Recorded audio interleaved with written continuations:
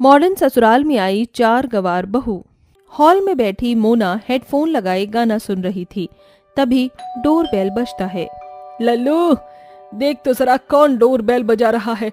आजकल के नौकरों के भाव बढ़ गए हैं, एक बार में सुनते ही नहीं। पता नहीं कौन जाहिल नॉन स्टॉप डोरबेल बजा रहा है। मोना जैसे ही दरवाजा खोलती है, उसके सामने उसके चारों बेटे 4 लड़कियों के साथ खड़े होते हैं। Welcome home my son. You never know तुम्हारी मॉम ने तुम्हें कितना मिस किया। बट ये चारों गंवार लड़कियां कौन हैं? प्रणाम करते हैं अम्मा जी, हम चारों हैं आपकी बहुरिया फ्रॉम बनारस। ये सुनकर मोना भड़कते हुए कहती है, what the hell is this going on? तुम जैसी जाहिल गंवार मेरी बहू बनना तो दूर, मोना को मेड बनने के लायक भी नहीं हो। एनफ मम्मी, निम्मो, रूपा, लाजो और अंगूरी हम चारों भाइयों की पत्नी और बंसल खानदान की बहुएं हैं। सुना आपने मिस्टर रूप रॉय, आपके बेटों ने शादी कर ली। जुग जुग जियो मेरे लाल, तुम्हारी माँ तुम्हारे इस फैसले से खुश हो ना हो, मैं खुश हूँ। दिमाग खराब हो गया है तुम बाप बेटे का। अगर इतनी ही पसंद है तुम्हें ये चारों, तो खुद ही कर लो इन चारों गंवारों का गृह प्रवेश। इसके बाद चारों गंवार बहुएं गृह प्रवेश करके घर के अंदर आ जाती हैं। अगली सुबह चारों बहुएं देसी स्टाइल में खाना बनाकर ससुराल वालों को परोसती हैं। तभी रुबीना गुस्से में कहती है, What is this? अरे ओ मेरी गंवार भाभियों, ये कैसा वाहियात खाना बनाया है। This is दाल भात चोखा ननन जी। अंगूरी की टूटी फूटी इंग्लिश सुनकर मोना और रुबीना उसे देखती रह जाती हैं। तभी गंवार बहू टशन में कहती है, काहुई गवा ननन जी, खा गई ना झटका। हमको भी इंग्लिश आती है, पूरे 4 कक्षा तक अंग्रेजी पढ़े हैं, वो तो बस 5वीं में लटक गए। इन गवारों के मुंह लगने का कोई फायदा नहीं। लल्लू, अरे ओ लल्लू, अरे उसको तो हम छुट्टी दे दिया हमेशा के लिए।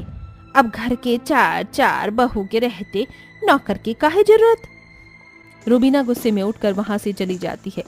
वहीं कई दिन गुजर जाने के बाद भी गंवार बहुएं अपने मॉडर्न ससुराल में एडजस्ट नहीं हो पाती। तभी एक दिन मोना को अपनी मॉडर्न सहेली डिम्पल का फोन आता है। मोना, तू तो बड़ी छुपी रिस्तम निकली।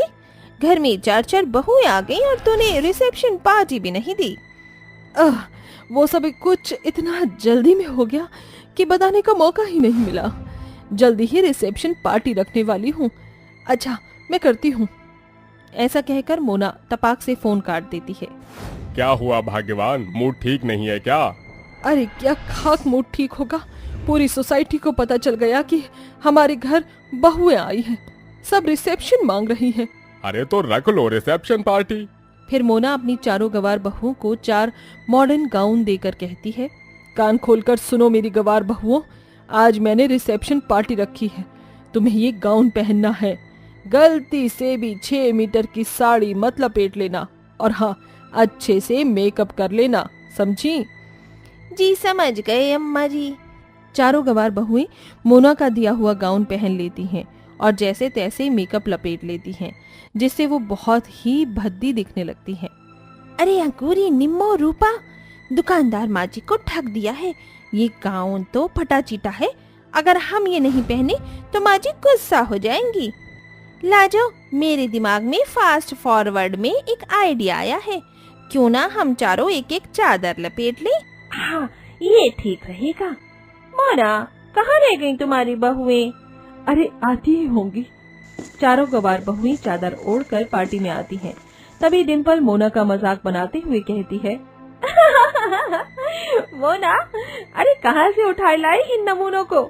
ये तेरे स्टैंडर्ड से जरा भी मैच नहीं हो रही है। मैं तो इन जैसी को अपने घर में नौकर भी नहीं रखूं। एनीवे, हम चलते हैं। मेहमानों के जाने के बाद रुबीना कहती है, देखा मम्मी जी, आज इन चारों की गंवारपंती के कारण हाई क्लास सोसाइटी में हमारा मजाक बन गया। मगर ननन जी, हम चारों ने ऐसा भी क्या गजब ढा दिया। चुप, एकदम चुप करो तुम चारों की गंवार भाषा। मेरे कानों में चुभ रही है ये।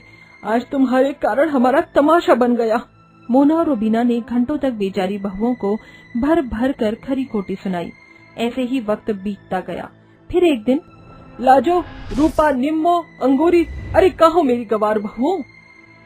मैं आई टुकिंग माँ जी। अंदर आ जाओ, ये लो पैसे और जाकर बाजार से फल सब्जी खरीद लाओ। इसके बाद चारों गवार बहुएं फल सब्जी खरीद लेती हैं और घर आते वक्त उन्हें रास्ते में एक गाय दिखती है।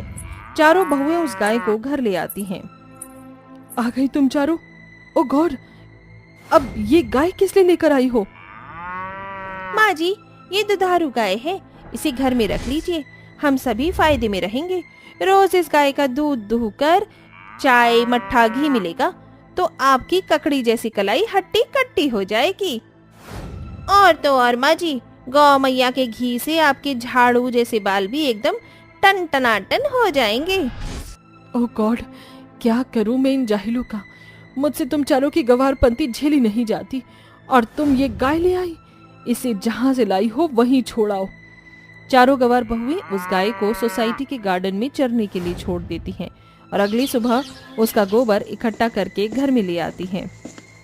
चलो बहन, आज अपने ससुराल को गौ मैया के गोबर से अच्छे से लीप पोत देते हैं। हाँ चलो। चारों गवार बहुएं घर का हर सामान, फ्रिज, एसी, दीवार, फर्श, microwave, mixie machine, washing machine और हर सामान को गोबर से लीप देती हैं।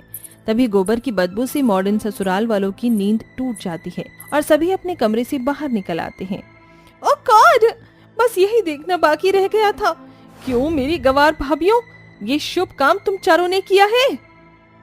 अरे इसमें भी कौन शक है, ये पूरा घर हम चारों ने ही चकाचक किया है।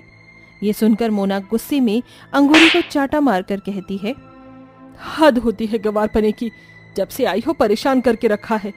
पहले पूरी हाई सोसाइटी में हमारा तमाशा बनाकर रख दिया। जानती भी हो, ये एयर कंडीशनर, एसी, फ्रिज और इन सब सामान का जिन पर तुमने गोबर की वाल पुट्टी चढ़ाकर उनका कबाड़ किया है, कितनी महंगी है। अरे लाखों का सामान था। ये तुम चारों की लुल्लपंती के कारण आज नुकसान में हो गया। मम्मी, इन गवारों को समझाने में अपना दिमाग खर्च मत करो, क्योंकि करती तो ये अपने मन की ही है। माँ जी, हमने ये सब कुछ जानबूझकर नहीं किया। वो तो हमारे गांव में मान्यता है कि गोबर से घर लीपने से घर में माँ लक्ष्मी की कृपा बनी रहती है, इसीलिए हमने ऐसा किया। अच्छा, तो कहाँ है तुम्हारी लक्ष्मी माँ? क्यों नहीं करती वो नोट की बारिश? तुम गांव की गवार कभी पीपल का पेड़ पूजते हो तो कभी गोबर की पूजा करते हो। डिस्गस्टिंग। अब मुझे ही तुम्हें एक एक चीज सिखाना पड़ेगा। मोना अपनी 4 गवार बहुओं को घर की हर एक इलेक्ट्रॉनिक चीजें चलाना सिखा देती है और धीरे धीरे अपने मॉडर्न ससुराल में एडजस्ट भी हो जाती है। तभी मोना कहती है, सुनो, कल मेरे घर में छोटी सी पार्टी रखी है मैंने, इसलिए खास तुम चारों को कॉन्टिनेंटल और इटालियन खाना बनाना है। अंडरस्टैंड? You better understand. ये कहकर मोना वहां से चली जाती है और चारों बहुएं अगले दिन खाना बनाना शुरू करती हैं, मगर अपनी सास की फरमाइश का खाना उनसे नहीं बन पाता, जिस पर थक कर बहुएं मुंह लटका कर बोलती हैं, ये तुमसे ना हो पाए गुड्डन। वक्त आ गया है शहरी ससुराल में किचन में देसी तड़का लगाने का। इसके बाद चारों गवार बहुएं देसी स्टाइल में खाना बनाकर पार्टी में आए मेहमानों को सर्व करती हैं, जिसमें थाली में दाल, चावल, चोखा, चटनी, अचार, रोटी भरा हुआ देखकर मोना और रुबीना भड़कते हुए कहती हैं, ये कैसा वाहियात खाना बनाया है तुमने। तुम चारों ने ऐसा खाना इसलिए बनाया है ना, ताकि हमारी इंसल्ट हो। ऐसा कहकर मोना अपनी गवार बहुओं को गुस्से से घूरने लगती है। तभी डिम्पल उसके पास आकर कहती है, मोना, जो भी हो तेरी बहुएं हैं गजब की। इनका बनाया देसी खाना बहुत ही डिलीशियस था।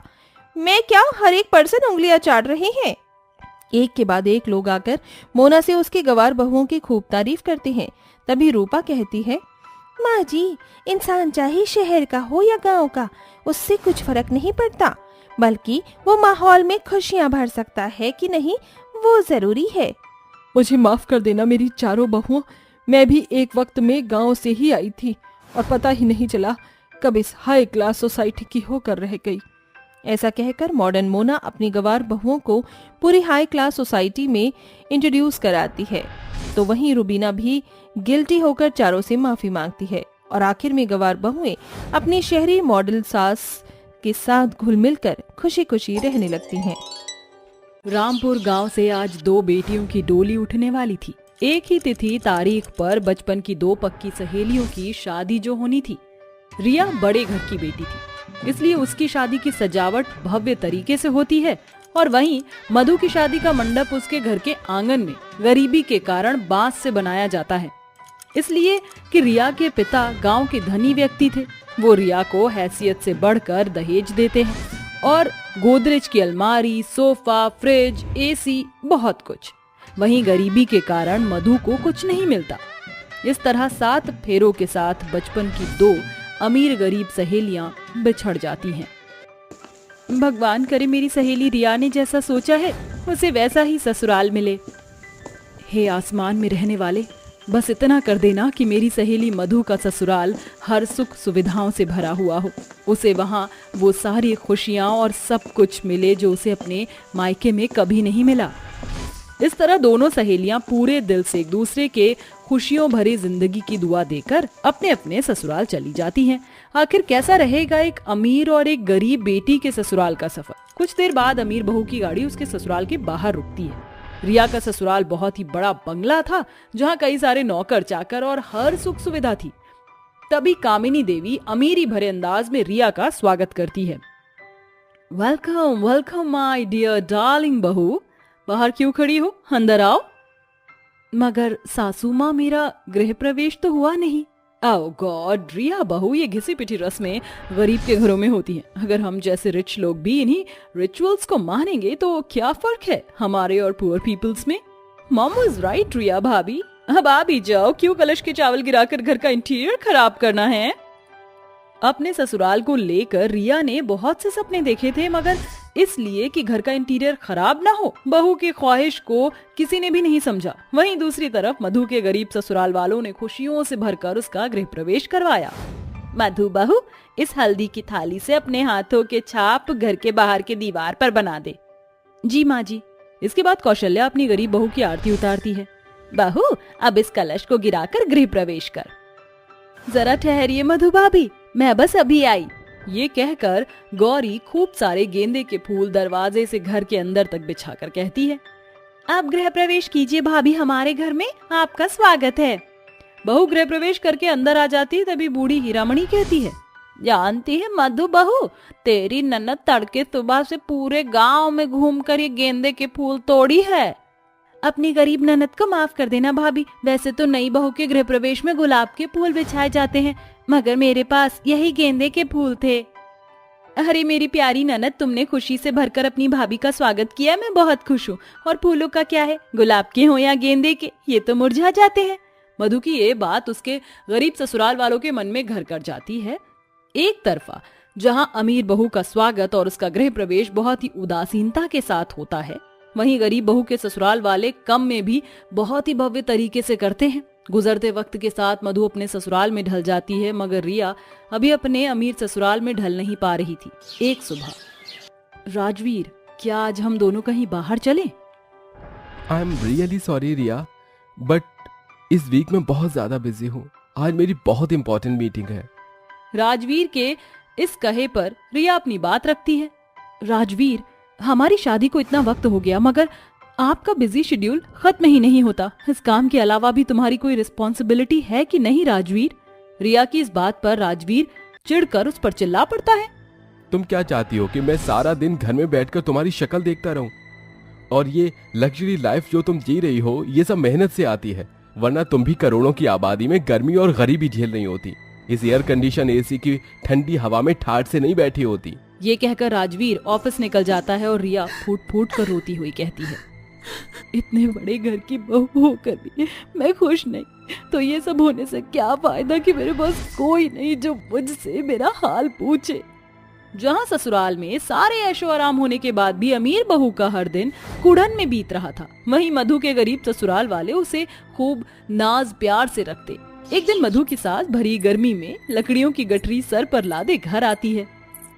गौरी बेटी, जरा यहाँ तो आना।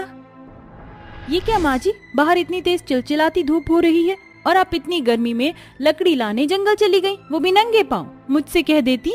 अरे मधु बहू, तू तो एक सुबह से उठकर रात ढलने तक काम करती रहती है, इसलिए आज के लिए मैं लकड़ियाँ ले आई। ठीक है माँ जी, आप बैठिए, मैं आपके लिए सत्तू बनाकर लाती हूँ। ये कहकर गरीब बहू रसोई में आती है, जहाँ टिन की छत के कारण पूरी रसोई गर्मी और भभके से भरी होती है।